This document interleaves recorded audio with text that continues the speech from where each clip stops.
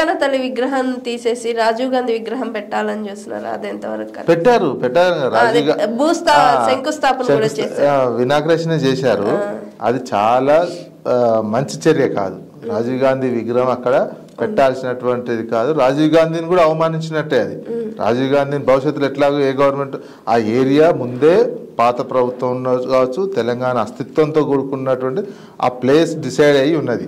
అది తెలంగాణ తల్లి కోసము ఆ ప్రాంతం అంతా పెట్టాలని ప్రభుత్వం నిర్ణయించుకున్నది. అది దానికి తెలంగాణ తల్లి కోసం పెట్టాల్సినట్టు. రాజీవ్ గాంధీ 1 కిలోమీటర్ దూరంలో 2 కిలోమీటర్ ఒకటి ఉంది, ఇంకోటి కావాలన్నా వేరే దగ్గర పెట్టుకోవచ్చు. నెక్స్ట్ ఇంకో ప్లేస్లను ఇంకో చౌరస్తాలను ఏమైనా పెట్టుకోవచ్చు. దానికి అదేం లేదు. ఉద్దేశపూర్వకంగా పాత ప్రభుత్వం మీద ఉన్నటువంటి కోపమా, కేసీఆర్ మీద ఉన్న కోపమా, తెలంగాణ తల్లిని పెట్టాల్సిన ప్లేస్లో రాజీవ్ గాంధీని పెట్టడం, రాజీవ్ గాంధీ విగ్రహం పెట్టడం అనేది మాత్రం తెలంగాణ సమాజాన్ని, తెలంగాణ వాదులకు బాధాకరమైనటువంటి అంశం. తెలంగాణ సమాజాన్ని కూడా అవమానించినటువంటి చర్య. రాజీవ్ గాంధీది కూడా ఆయనకు కూడా అవమానం. ఆయన ఇచ్చినటువంటి తెలంగాణ కాంగ్రెస్ గవర్నమెంట్ ఇచ్చింది కదా, ఇచ్చినప్పుడు ఆడ తెలంగాణ తల్లి విగ్రహం పెట్టాల్సినటువంటి ఆడ ఆల్రెడీ గతంలో తెలుగు తల్లి ఉండే, తెలుగు తల్లి విగ్రహాన్ని తీసేసి తెలంగాణ తల్లి పెట్టాలని అటువైపు అమరజ్యోతి ఉన్నది, అమరవీరుల స్మారక జ్యోతి ఉన్నది, ఇటువైపు సెక్రటేరియట్, మధ్యలో తెలంగాణ తల్లి.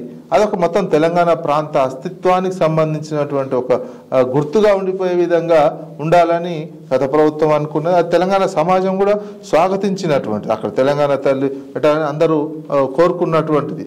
దాన్ని కాదని రాజీవ్ గాంధీ విగ్రహాన్ని పెట్టడం అనేది చాలా రాంగ్ డెసిషన్. ఇది ప్రభుత్వానికి ఇబ్బంది. ఎందుకంటే మీరు చేయాల్సుకుంటే ఇంకెన్ని అయినా ఉన్నాయి, ఇంకా రాజీవ్ గాంధీ విగ్రహాలు ఎన్నో ఉన్నాయి. ఇంకోటి పెట్టుకోవాలనుకున్నా పెట్టుకోవచ్చు. వేరే దగ్గర చాలా ఉన్నాయి, పెట్టడానికి ఎవరేమి అభ్యంతరం వ్యక్తం చేయరు. కానీ దీన్ని తెలంగాణ తల్లిని తీసుకొని లోపల పెడతా అంటే ప్రజలు రోజు సెక్రటరీకి పోయి చూస్తారా? సెక్రటరీ పోయి టచ్ చేయగలలేదు. తెలంగాణ తల్లి అనేది బయట ప్రజలందరికీ అందుబాటులో ఉండాల్సినటువంటి విగ్రహం, ఒక అస్తిత్వానికి ఒక స్ఫూర్తినిస్తున్నటువంటి విగ్రహంగా చూస్తారు. దాన్ని కాదని ఇట్లా చేయడం అనేది సరైనది కాదు. అది నెక్స్ట్ బీఆర్ఎస్ వాళ్ళు వస్తే మేము తీసి అక్కడ తెలంగాణ తల్లి విగ్రహం పెడతామని అన్నారు. నెక్స్ట్ గవర్నమెంట్ వస్తే ఏదైనా జరగవచ్చు. అందుకే ఇట్లాంటి తొందరపాటు చర్యలు, తొందరపాటు నిర్ణయాలు తీసుకోకుండా ఉండాల్సినటువంటి అవసరం అయితే ఇప్పుడున్న ప్రభుత్వానికి ఉంది. అయితే బీఆర్ఎస్ పార్టీ పుంజుకునే అవకాశం ఉందా సార్? రాజకీయ పార్టీలు ఎప్పుడైనా కొంతకాలం, ఇప్పుడు కాంగ్రెస్ పార్టీ గత 10 సంవత్సరాల్లో అధికారంలో లేదు తెలంగాణలో. పుంజుకున్నదా అంటే పుంజుకున్న అధికారం వచ్చింది, పుంజుకున్నది. అప్పుడు 5 ఉండే ఎమ్మెల్యే స్థానాలు, పోయినసారి 5 ఉన్నా, ఇప్పుడు 65 స్థానాలతో అధికారంలోకి వచ్చింది. బీఆర్ఎస్ పార్టీ కూడా ఏంది 39 స్థానాలు ఉన్నాయి. బీఆర్ఎస్ పార్టీ 10 ఏళ్ళ అధికారంలో ఉంది. తెలంగాణ కోసం కొట్లాడిన పార్టీగా ముద్ర ఉన్నది. ఏ రాజకీయ పార్టీ అయినా ఆ పార్టీ విధానాలు, ఆ పార్టీ 5 సంవత్సరాల్లో ప్రభుత్వం మీద ప్రశ్నించేటువంటిది, ప్రజల తరపున అడిగేటువంటి విధానాలను బట్టి ప్రజలు తీర్పిస్తారు. బీఆర్ఎస్ పార్టీ ఆ రకమైనటువంటి కార్యక్రమాలు తీసుకొని ప్రజా ఉద్యమాలు చేయడం, ప్రజలకు సంబంధించినటువంటి కార్యక్రమాలు తీసుకొని ప్రజల్ని కన్విన్స్ చేసుకున్నట్లయితే మళ్ళీ బీఆర్ఎస్ అధికారంలోకి వచ్చే అవకాశం ఉంటుంది. రాజకీయ పార్టీకి ఉన్నటువంటిది అధికారం పోగానే ఎమ్మటే పార్టీ అంతా కొలాప్స్ అయినట్టు అనుకోవాల్సినటువంటి అవసరం లేదు. ఎప్పుడైనా ఏ సందర్భంలో అయినా మళ్ళీ రాజకీయ పార్టీ పుంజుకునే అవకాశం ఉంటుంది. అది పబ్లిక్ ఇష్యూస్ తీసుకొని పబ్లిక్ తరఫున కొట్లాడుతున్నట్టు ఉండట్లేదు. గతంలో కాంగ్రెస్ పార్టీ 10 ఏళ్ళు లేదు, లేదా కాంగ్రెస్ పార్టీ మొత్తం చనిపోయిందో, కాంగ్రెస్ పార్టీ క్లోజ్ అయింది అనుకునేటువంటి సిచ్యువేషన్ లేదు కదా. 5 ఉంటారు కదా ఎమ్మెల్యేలు, 5 ఎమ్మెల్యేలతో అధికారంలోకి వచ్చింది కదా కాంగ్రెస్ పార్టీ. ఇప్పుడు ఇక్కడ బీఆర్ఎస్ 39 మంది ఉన్నారు. అందుకే నిరంతరం ప్రజల ఇష్యూస్ తీసుకొని మాట్లాడడం, ప్రజలకు సంబంధించిన విధానాలు రూపొందించుకోవడం, అంతకంటే ప్రజల్ని కన్విన్స్ చేసినట్లయితే ఏ పార్టీకైనా మళ్ళీ పుంజుకొని అధికారం వచ్చే అవకాశం ఉంటుంది. ఓకే, బీజేపీ పరిస్థితి ఏంటి సార్ తెలంగాణలో? బీజేపీ రావాలంటే అదే కన్విన్స్ చేయాల్సిందే. బీజేపీ కూడా ఏంది, బీజేపీ ఇక్కడ అధికారంలోకి రావాలి అంటే వాళ్ళు ఆల్రెడీ ఇప్పుడు ప్రతిపక్షంలో ఉన్నట్టు కాదు, వాళ్ళు కేంద్రంలో అధికారంలో ఉన్నట్టే. వాళ్ళు ఇస్తారు 3 టర్ముల అధికారంలో ఉన్నది. 3 టర్ముల అధికారంలో ఉండి తెలంగాణకి ఏం చేసినావు అనే క్వశ్చనే వస్తుంది నెక్స్ట్ వాళ్ళ ఎలక్షన్లకు పోయినా. 3 టర్ముల అధికారంలో ఉండి 8 ఎంపీలు ఇచ్చిన ఆంధ్రప్రదేశ్కి ఎక్కువ ఇచ్చి తెలంగాణకు తక్కువ ఇస్తున్నారు అనే క్వశ్చనే వస్తుంది తప్ప తెలంగాణకు సరైన విధంగా చూడట్లేరు, తెలంగాణకు మీరు సఫిషియెంట్ నిధులు ఇస్తలేరు, ఇంకా తెలంగాణ మీద సవితి తల్లి ప్రేమే చూపిస్తున్నారు, ఇంకా తెలంగాణ ఏర్పడడం ఇష్టం లేనట్టే మాట్లాడుతున్నారు ప్రధానమంత్రి గారు. తల్లిని చంపి ఎన్ని సందర్భాలు చూసినా తల్లిని చంపి బిడ్డనిచ్చారు, తెలంగాణ ఏర్పాటే ఆయనకి ఇష్టం లేనట్టు వ్యవహరిస్తున్నాడు. అది తెలంగాణ సమాజంలో ఉంది.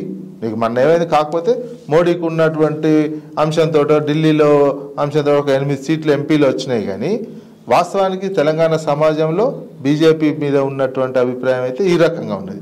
వాళ్ళు అధికారంలోకి రావాలంటే వాళ్ళు ఏం చేయాలి, ఆంధ్రప్రదేశ్ కంటే గుజరాత్ కంటే ఎక్కువ నిధులు తెలంగాణకి ఇవ్వాలి.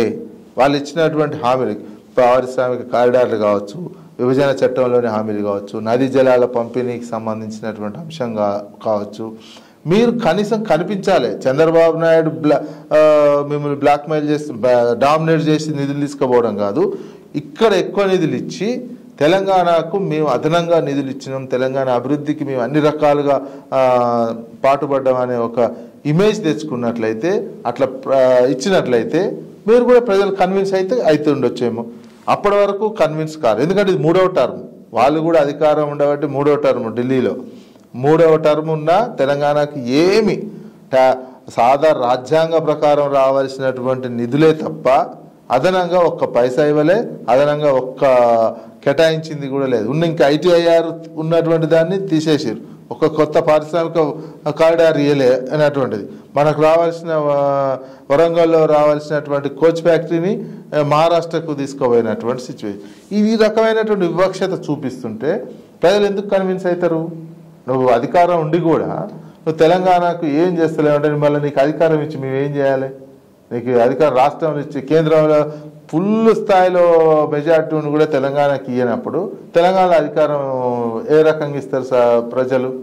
అందుకని రావాలంటే ఇట్లాంటి పనులు చేయాలి, పెద్ద పెద్ద పనులు చేసి కన్విన్స్ చేస్తే మీకు అవకాశం ఉంటుంది. లేదు ఇట్లనే ఉంటామంటే అవకాశం అయితే కష్టము ఉండడు. సార్ చాలా థ్యాంక్ యూ సార్. ఇప్పుడున్న దేశ రాష్ట్ర రాజకీయాల గురించి చాలా వివరంగా అనాలిసిస్ చేసి మాకు వివరించిన దానికి చాలా థ్యాంక్ యూ సార్. ఓకే, ధన్యవాదాలు. చూసారు కదండి, ఇవాళ మన గెస్ట్ సీనియర్ జర్నలిస్ట్ అయిన నారా విజయ్ కుమార్ గారితో మరోసారి మరో గెస్ట్తో మళ్ళీ కలుద్దాం. చూస్తూనే ఉండండి GRTV. నమస్తే.